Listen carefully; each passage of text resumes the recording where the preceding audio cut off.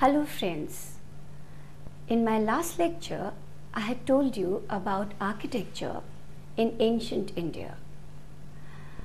In this lecture I am going to tell you about the post-ancient period. I will be covering the Indo-Islamic architecture, Mughal architecture, British, and last of all the modern day architecture in India.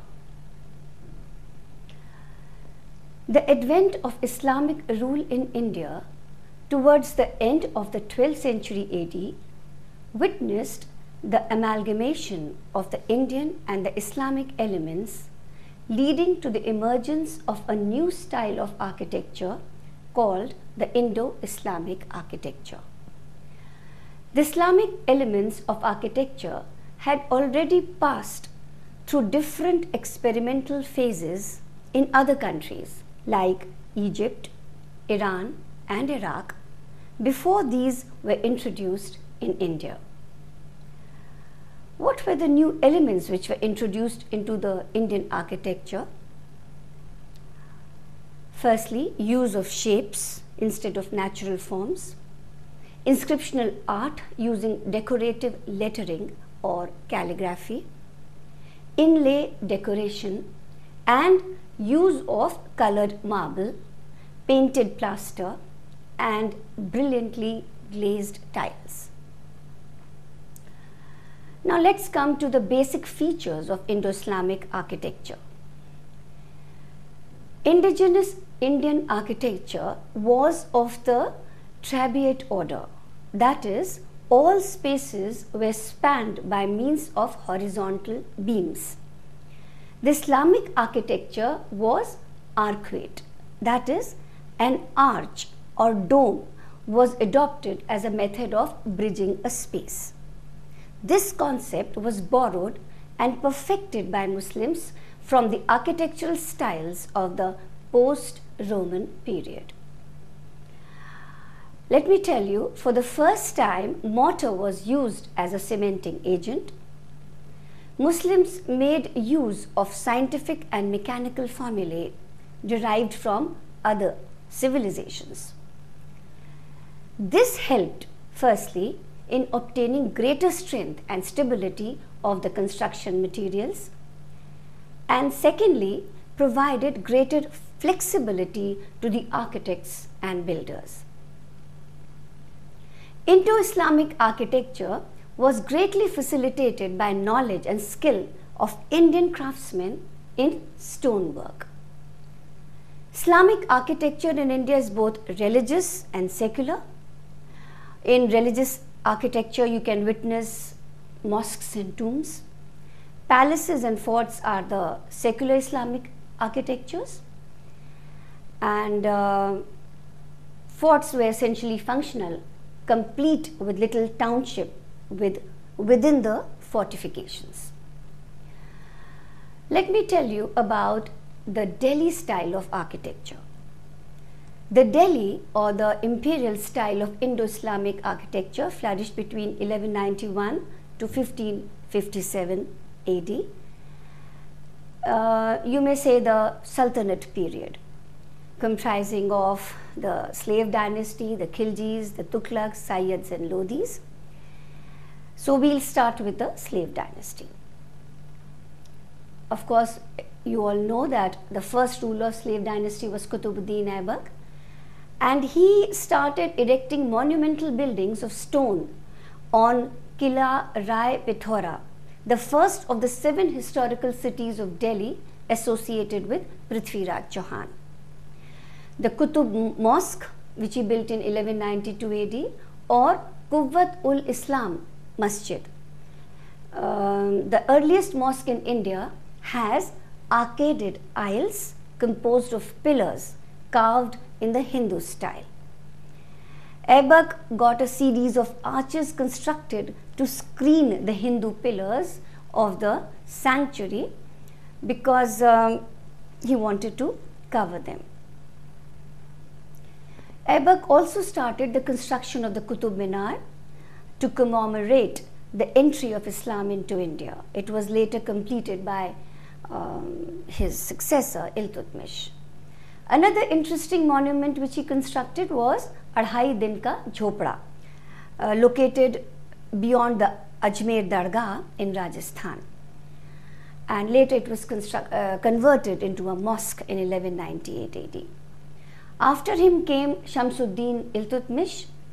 He extended the Quwwat-ul-Islam Masjid, built the tomb of his son Nasiruddin Muhammad, started his own tomb located in the Qutub Minar complex. Two other monuments near Delhi called the Hauz-e-Shamsi and Shamsi Idgah were built by him.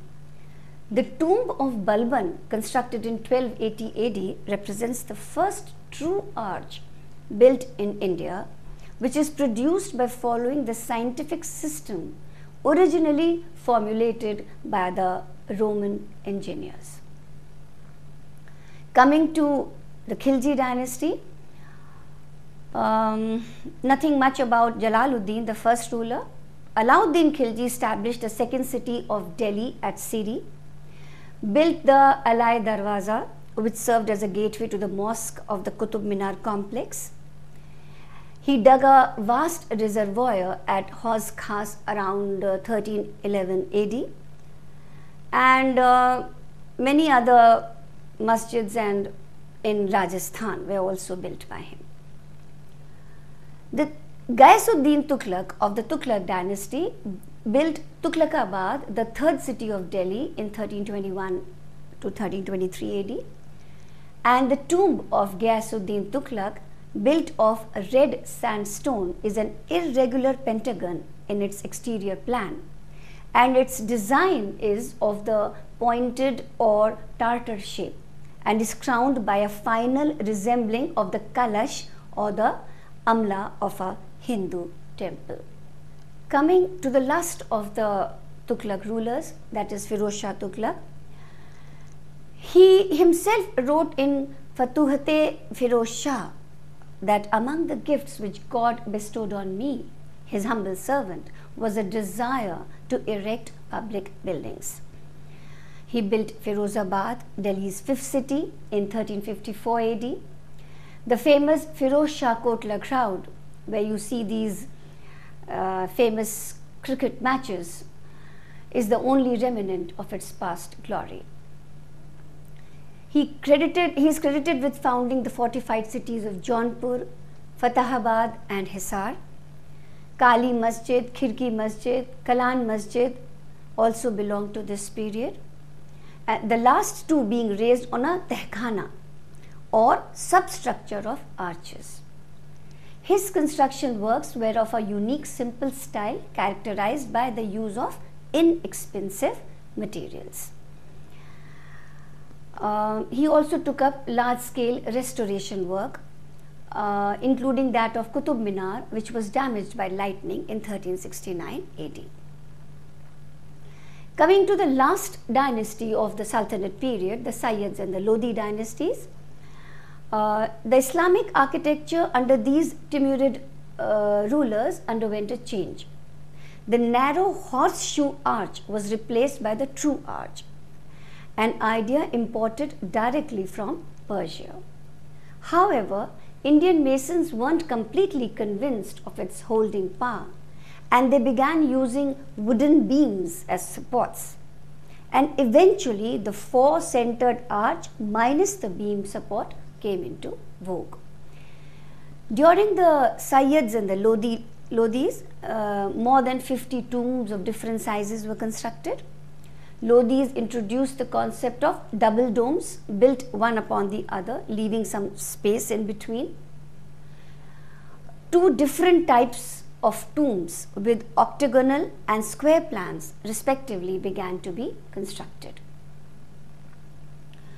Tombs of Mubarak Sayyid, Muhammad Sayyid, Sikandar Lodi are all of octagonal type.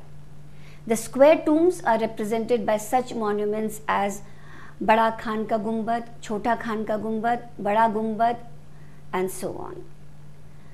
Tomb of Isa Khan, tomb of Adham Khan, Mut Ki Masjid, all these belong to the final phase of Delhi style of architecture. After the Delhi Sultanate period, the Mughals came to India, you all know about it, and they were visionaries, and their own personalities reflected in the all-round development of various arts, crafts, music, building and architecture. The Mughal dynasty was established with the victory of Babur over Ibrahim Lodi at Panipat in 1526 AD. Babur took considerable interest in erecting buildings, though few have survived. One is the Mosque Kabuli Bagh at Panipat in Punjab and Jame Masjid at Sambhal near Delhi. After Babur came Humayun. He laid the foundation of a city called Deen Panah, refuge of the faithful, at the Purana Killa in Delhi, but the city could not be completed. As you know, the Mughal Empire briefly fell to the Suris in 1540 but was re-established by Humayun in 1555.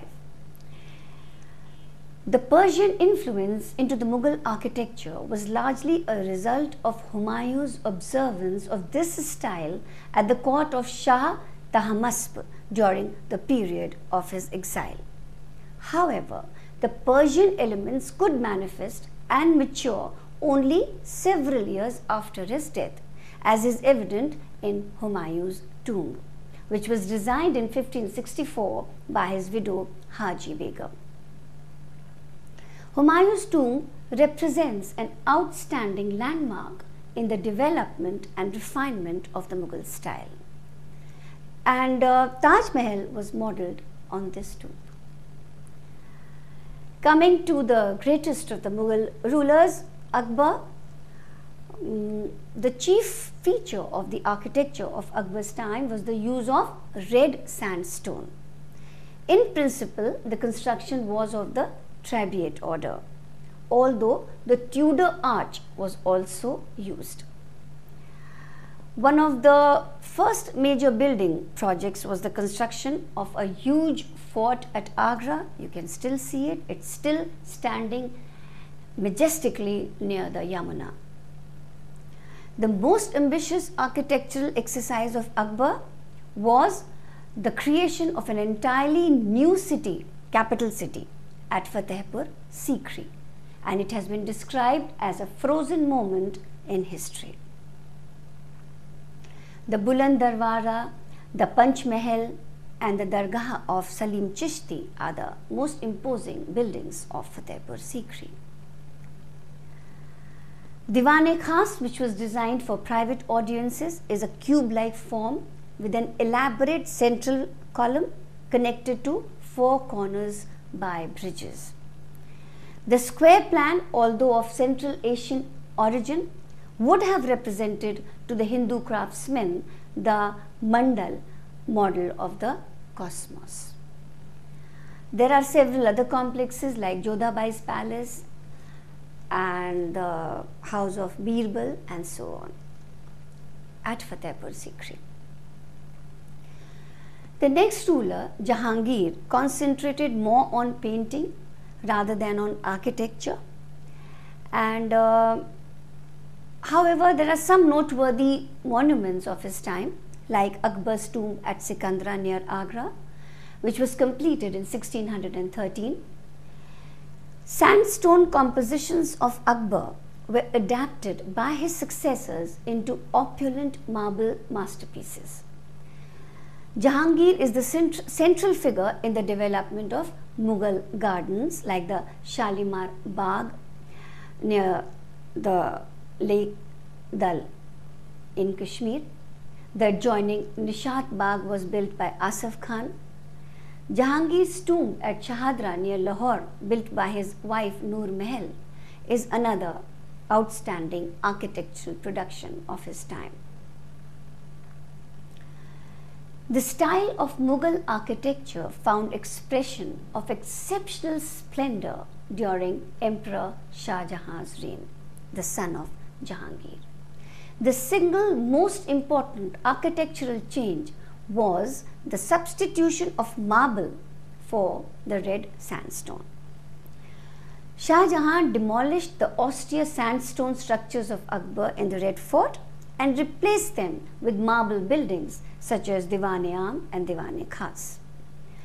In 1638, he began to lay the city of Shahjahanabad besides the river Yamuna. The Red Fort at Delhi was built by him. Outside the fort, he built the Jama Masjid, which is the largest mosque in India. Shah Jahan built the Jami Masjid at Agra in 1648 in honor of his daughter Jahara Begum. The Wazir Khan's mosque in Lahore, built in 1634, is another fine example of Mughal art during Shah Jahan's time. However, it is for the Taj Mahal as a memorial to his beloved wife Mumtaz Mahal that he is most often remembered. Monument for the beloved, the Taj Mahal. Here in Agra, northern India, stands the Taj Mahal with its towers rising toward heaven.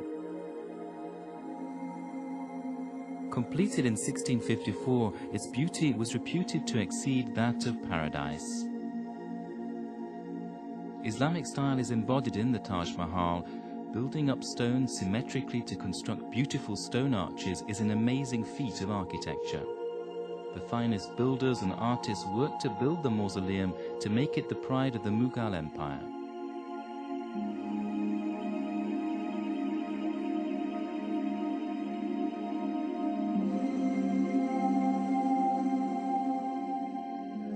The emperor at the height of the empire was Shah Jahan.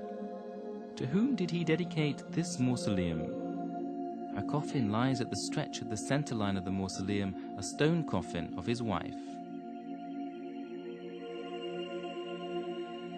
The empress's coffin was decorated with jasper and jade and is protected by the finely carved open work of marble fencing. The empress is expressed in these works. A grand garden stretches before the mausoleum complex with lush greenery and abundant water. For the Muslim people of the desert, they are symbols of heaven. Star patterns adorn the green lawns. The patterns can also be found on the flagstone walkways. Stars are a symbol of heaven in Islamic culture. By scattering star patterns around the complex, the emperor tried to guide his beloved wife to heaven. Shah Jahan was so despaired at the loss of the empress that his beard turned grey. In the later years of his life, he was put under house arrest by his third son in the castle across the lake. Memories of his wife while gazing at the mausoleum was the only consolation he could find.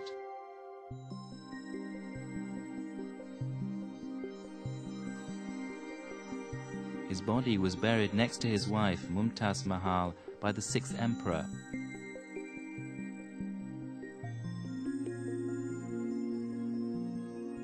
The Mughal Empire disintegrated in the 18th century, but the monument dedicated to his beloved wife lives on as World Heritage.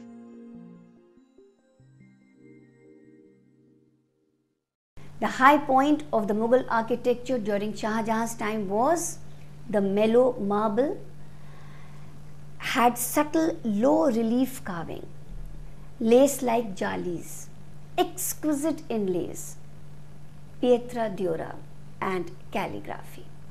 The pietra dura work was first incorporated in the Itmad-ud-Daula's tomb at Agra, built by Ghias Beg, father of Nur Jahan. The extensive decoration of the interiors of monuments with precious and semi-precious stones using the pietra dura technique, which developed in Florence in the 16th century, and the use of pictures, jewelry and metalworks indicate considerable European influence on the Mughal art of this period.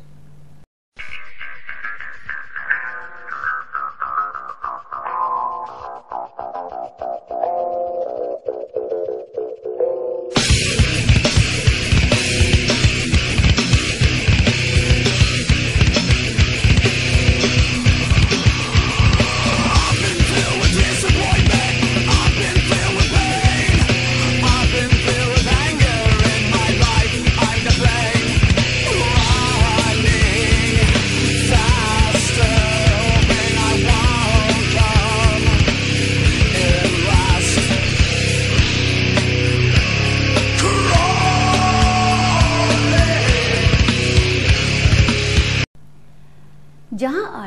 was the daughter of Shah Jahan, and she was also a generous patron of architecture. She built the famous Begum Ka Bagh and Begum Sarai at Delhi. She also built her own tomb near the shrine of Dargah of Hazrat Nizamuddin. Coming to Aurangzeb, his architectural projects are represented by the Bibi Ka Maqbara, the tomb of Aurangzeb's wife Begum Rabia Durrani, which is a poor replica of Taj Mahal, and nothing much. The death of Aurangzeb in 1707 led to the decadence of Mughal architecture. His daughters contributed in a small way in carrying forward the Mughal trend of architecture, but nothing much to report.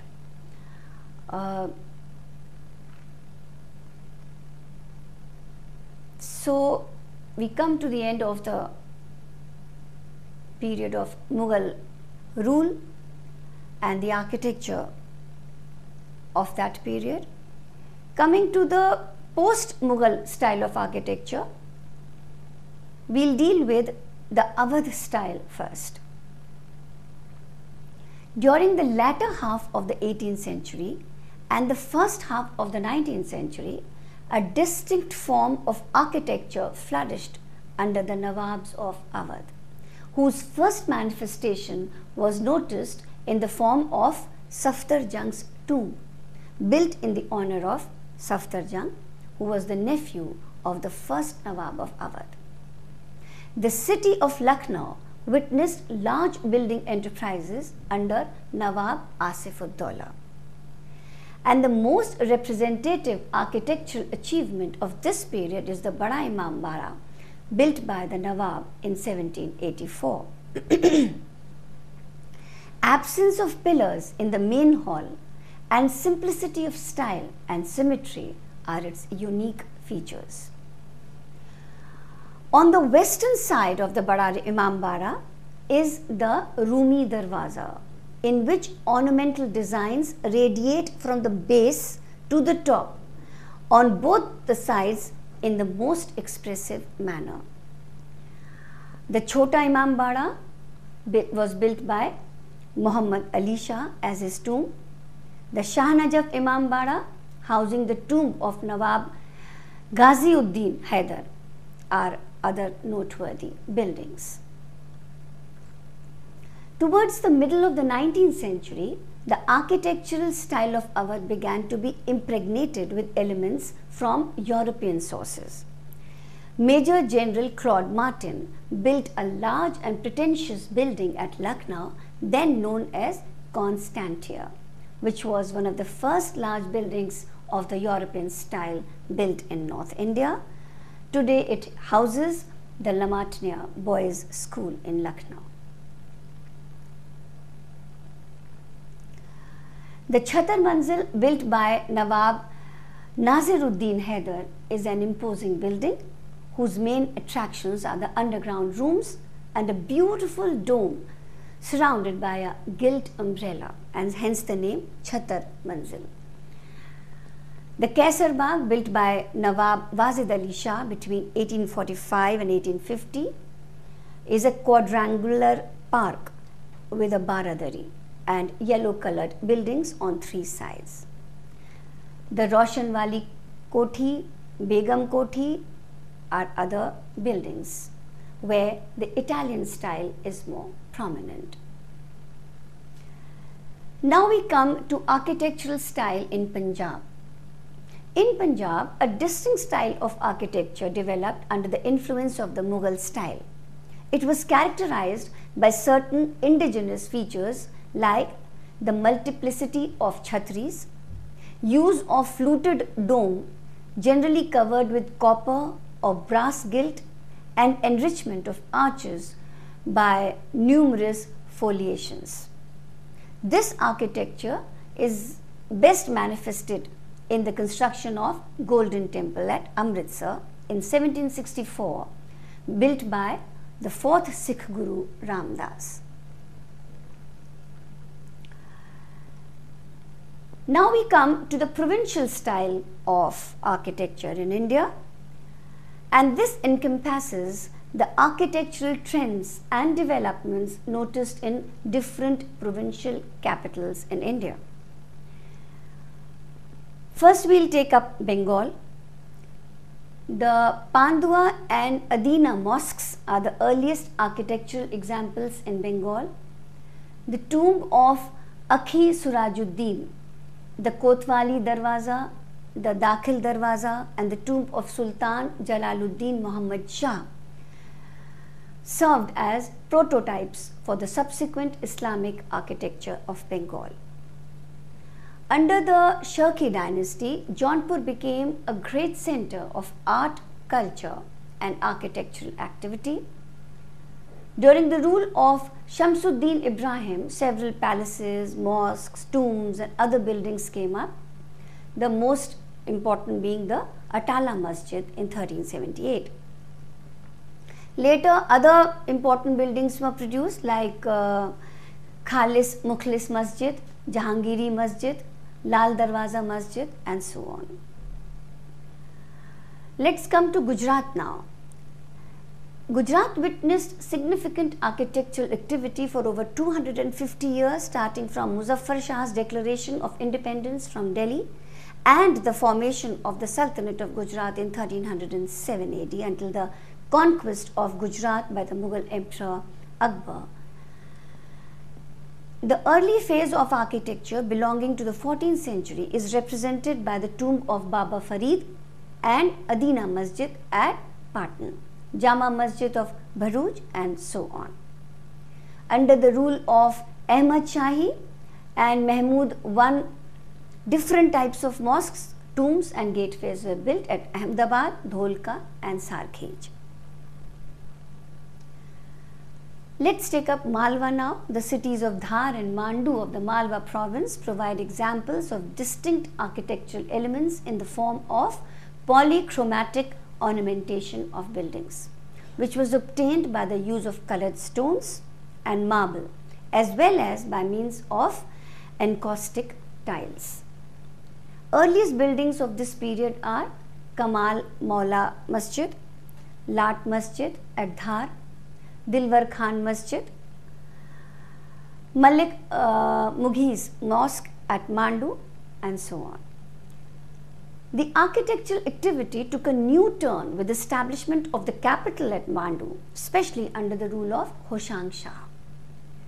Important buildings in Mandu are the Jahaz Mahal, Taveli Mahal, Dilwar Khan's Mosque, Hoshang Shah's tomb, etc. Mandu, or the city of joy, was associated with the romance of the poet Prince Baz Bahadur and Rani Roopmati. And the city has also many gateways like Delhi Darwaza, Rampol Darwaza, etc. Coming to the south, the architecture of Deccan is marked by its distinct originality and independence of style. It derives its elements from the architectural styles of the Sultan of Delhi and that of distant Persia. The earliest period of architectural development started in 1347 when Alauddin Bahman Shah constructed the Gulbarga fort and the Jami Masjid at Gulbarga. The second phase is represented by the architecture of Bidar, initiated by Ahmad Shah, which includes the Bidar fort, Mahmud Gawan's Madarsa, and Ali Barid's tomb. The tombs of 15th century built by Bahmani rulers of Bidar depict distinct Persian elements dexterously combined with those of Delhi style. Finally, the tombs of Qutub Shahi dynasties of the 16th and the 17th centuries show a fully developed bulbous or a Tartar dome. The Qutub Shahi and Nizam Shahi dynasties contributed greatly towards the development of the Deccan style of architecture. And the best architectural specimen is the Char Minar, built in 1591 by Muhammad Quli Qutub Shah. The Mecca Masjid, located near Charminar, is another architectural beauty, started by Abdullah Qutub Shah, completed in 1687 by Aurangzeb. The Golconda Fort, built by Muhammad Quli Qutub Shah in 1525, was an impregnable fort of great strategic importance. The Qutub Shahi tombs are a cluster of 6 magnificent tombs situated a kilometer north of Golconda's fort. The Falaknuma Palace, built in 1870 by Nawab Vikar ul Ulmara, the Prime Minister of Hyderabad, is a rare blend of Italian and Tudor architecture. The Adil Shahi dynasty of Bijapur constructed several mosques, tombs and palaces. The development of the dome reached its acme during their reign. They also borrowed some elements like the use of symbol of crescent from the Ottoman Empire. And the most important monument of this period is Gol Gumbaz, built by Muhammad Adil Shah. Bijapur is also famous for the Sat Manzil, Ibrahim Roza and Gagan Mahal. Now let's go to the northmost part of India, that is the Kashmir. The Islamic architecture of Kashmir is typified by use of woodwork. The log construction using deodar trees for the construction of wooden bridges or wooden shrines are best illustrations of wooden architecture of Kashmir. The mosque of Shah Hamdan in Srinagar and the Jami Masjid at Srinagar, built by Sikandar Butchi Khan, are the typical examples. The Mughals tried to revive the art of stone building in Kashmir in the 16th and 17th centuries, and the results were the fort of Hari Parbat, the Patthar Masjid, and so on. Bihar, in the eastern part of India, is witnessed architectural activity, and Sher Shah Suri of the Sur dynasty made noteworthy contribution to Indo-Islamic architecture there. The town of Sasaram is an excellent illustration of this, and the tomb of Sher Shah Suri here is an architectural masterpiece. Sher Shah's another great contribution was the completion of the 6th city of Delhi, called the Shergarh or Delhi Sher Shah, around the Purana Killa area in the 1540s. The Purana Killa has 3 main gates: the Humayun Darwaza, Talaki Darwaza and Bada Darwaza. After this, we will come to the colonial type of architecture. The advent of Europeans, whether they were Portuguese, Danes, French, British, brought this wave of colonial architecture in India.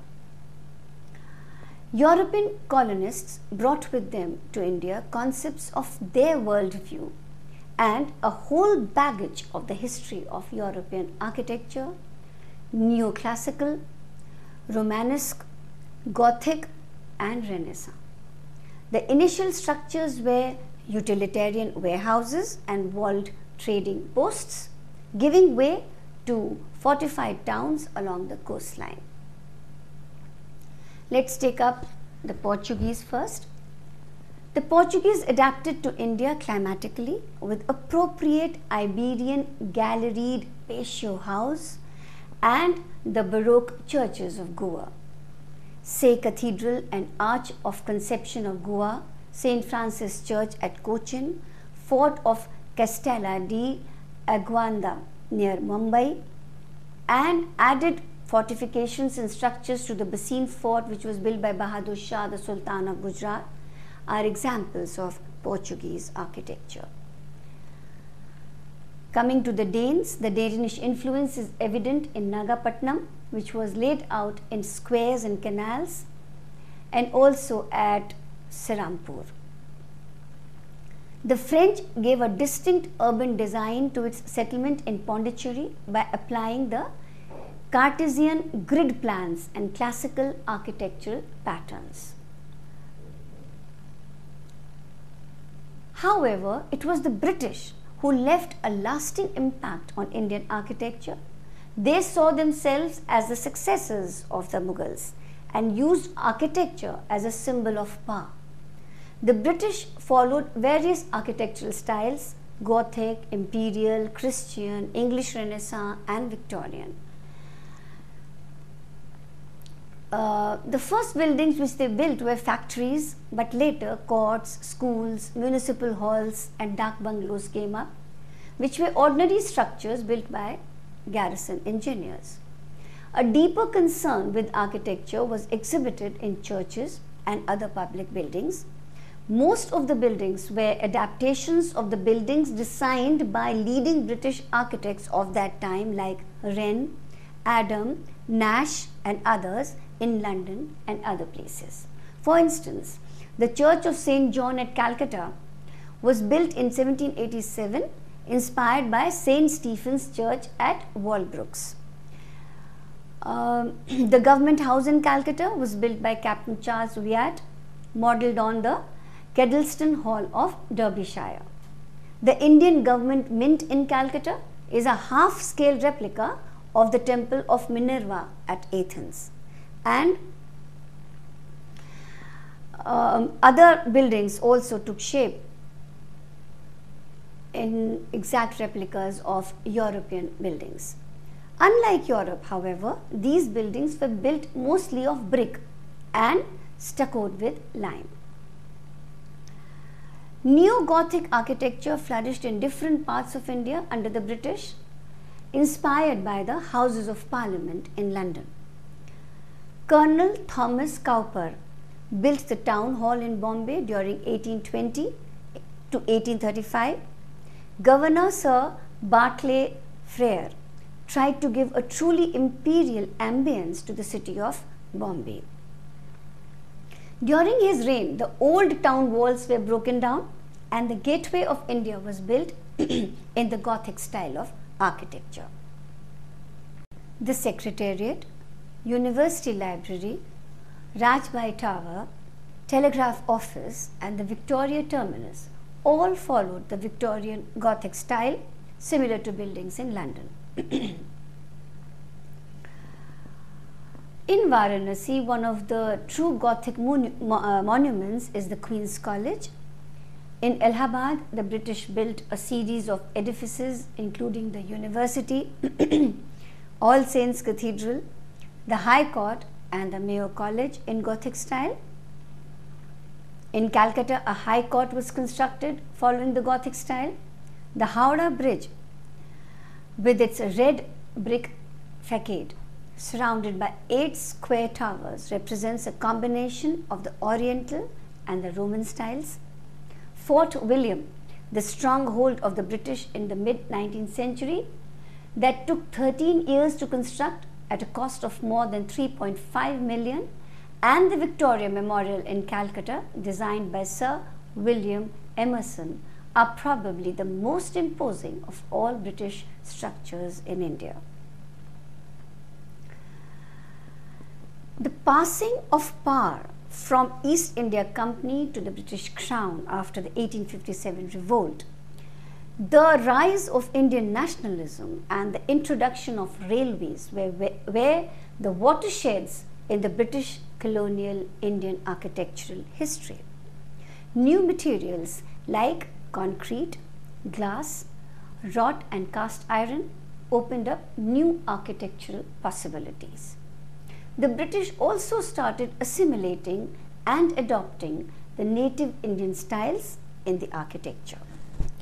All these factors led to the development of indo-Saracenic architecture towards the end of the 19th century. Victorian in essence, it borrowed heavily from the Islamic style of Mughal and Afghan rulers. The Indo-Saracenic style was Indian on the outside and British inside. F. S. Grouse Sir Swinton Jacob, R. F. Chisholm, and H. Irwin were the pioneers of this style of architecture. The Cheapok Palace in Chennai, designed by Paul Benfield, Law Courts, Victoria Memorial Hall, Presidency College and Senate House of Chennai, Muir College at Allahabad, Napier Museum at Thiruvananthapuram, the Post Office, Prince of Wales Museum and the Gateway of India in Mumbai, the Maharaja's Palace at Mysore, and MS University and Lakshmi Vilas Palace at Baroda are examples of Indo-Saracenic style of architecture. The architecture of New Delhi was the crowning glory of the British Raj. Robert Byron described New Delhi as the Rome of Hindustan. The British built New Delhi as a systematic planned city after it was made the capital in 1911. The British Viceroy made Sir Edward Lutyens responsible for the overall plan of Delhi. He was specially directed to harmonize externally with the traditions of Indian art. Thus, the Western architecture with Oriental motif was realized with chhajjas, jalis and chhatris as stylistic devices in the Viceroy's house, now the Rashtrapati Bhavan. Herbert Baker added the imposing buildings of the South Block and the North Block, which flank the Rashtrapati Bhavan. Another Englishman called Robert Todd Tussell built the Connaught Place and the Eastern and Western Courts. Sir Martin's Garrison Church marks the culmination of the British architectural ventures in India. The church is a huge monolith with a high square tower and deeply sunken window ledges reminiscent of Dutch and German architecture. So that brings us to the end of the colonial type of architecture in India. After the British left India in 1947, Indian architecture dropped into an abyss. Indian architects who were relegated to the role of being assistants to the British architects under the British Raj took their own time to express their ingenuity. Perhaps there was an identity crisis, a dilemma whether to bask in the glory of the past or move forward with times using new ideas, images and techniques. The post-independence period saw the emergence of two schools of thought in architecture in modern India: the revivalist, who advocated continuity with the past, and the modernist, who also depended heavily on the European and American models and tried to adopt them in India. The contemporary Indian architecture was beset with many problems like population explosion, lack of vision among the planners, lack of support from the government, and a less than satisfactory standard of architecture education. The result was that during the initial years after the independence, foreign architects continued to play a leading role in Indian architecture. Jawaharlal Nehru, the first Prime Minister of India, had called for an open architectural competition for the design of the Ashoka Hotel in 1956, which was won by B.E. Doctor, an architect from Bombay. Using technology to create large pillarless spaces, Doctor created a facade that borrowed from Islamic, Hindu, British and modern architecture. Indian architecture witnessed a revolution when the Punjab government engaged Le Corbusier to design the new city of Chandigarh. Built in 3 stages, the city is divided into 3 sections. The head consisted of political, bureaucratic and judicial buildings, that is the administrative parts of the city. The body housed the university and residential complexes in the heart of the city, and the feet consisted of industrial sectors and the railway station. Apart from the initial layout of the city, Corbusier also designed several buildings in Chandigarh, the High Court building and the Assembly. Taking inspiration from Le Corbusier's creativity, a young Indian architect, D.V. Joshi, designed the Institute of Indology in Ahmedabad. Charles Mark Correa, Joshi's contemporary, designed the Hindustan Lever Pavilion for India in the Indian International Trade Fair in 1961. Correa also designed the Gandhi Sangrahalaya in Ahmedabad as a tribute to Mahatma Gandhi. The Asiad Village in New Delhi, designed by Raj Reval, is one of architectural landmarks of modern India. The lotus-shaped Baha'i temple in New Delhi, designed by Fariburz Sabha in 1980 and completed in December 1986, is an awe-inspiring example of the ingenuity of the Indian architects. However, the fact remains that the contemporary architecture in India has failed to inspire. Even after 50 years of independence, our cities are still symbolized by pre-independence buildings like the Gateway of India or the Victoria Terminus or the Victoria Memorial and so on. In contrast, most major cities in the world have their own splendid modern buildings to boast of. In November 1998, the media reported that the foundation stone of a World Center of Vedic Learning, the world's tallest building, would be laid at Karondi village in Jabalpur in Madhya Pradesh.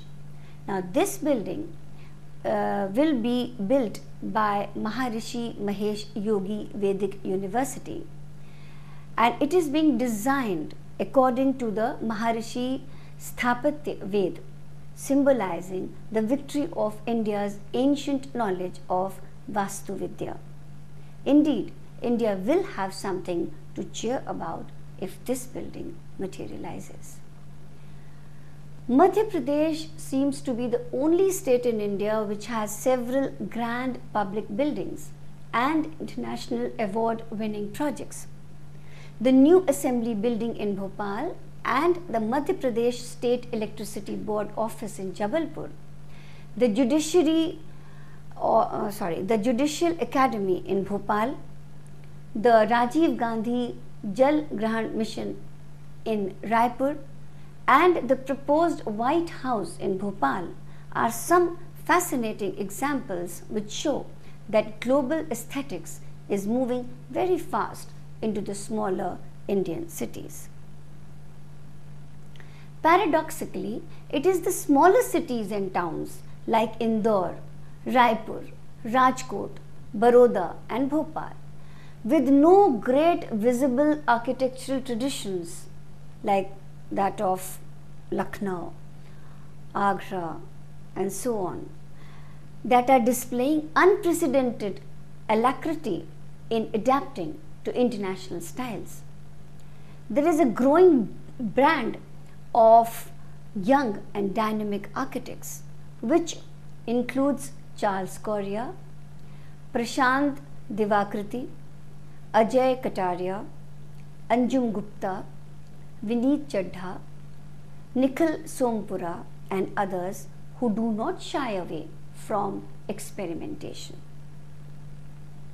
Most often, these architects employ a hybrid style that is a free mix of Roman, English, Gothic, Rajasthani and Mughal styles. This new age architectural aesthetics has redefined the idea of space. The emphasis now seems to be on having more open spaces, green spaces and natural lighting.